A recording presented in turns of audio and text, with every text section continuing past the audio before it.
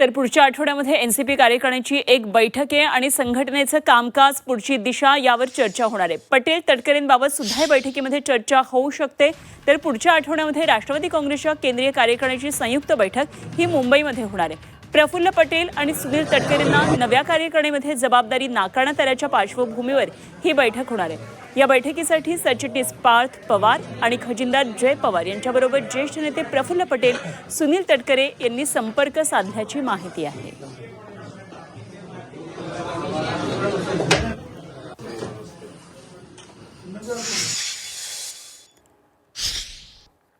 मुशीफ साहेब असतील, धनंजय असतील, दिलीप वळसे पाटील असतील, भुजबळ साहेब असतील, सगळे आम्ही एकत्रितपणे बसू.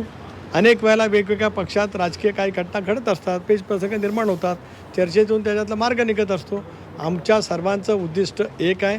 त्या उद्दिष्टाची वाटचाल करण्यासाठी आम्ही सगळेजण एकत्रितपणाने बसू, लवकरच बसू. माझा गेला 42 वर्षाचा राजकीय प्रवास हा खूप मोठा आहे. आज पक्ष दादांच्या निधनाच्या नंतर आम्हाला मजबूत करायचा आहे. अशा वेळेला पहिली पक्षाचे प्रमुख नेते एकत्रितपणाने बसून आम्ही त्याच्यातला मार्ग काढू. आमचं धोरण NDA मधलं आहे. NDA आम्हाला मजबूत करायचे आहे. राष्ट्रवादी काँग्रेस पक्ष अधिक मजबूत करायचा आहे.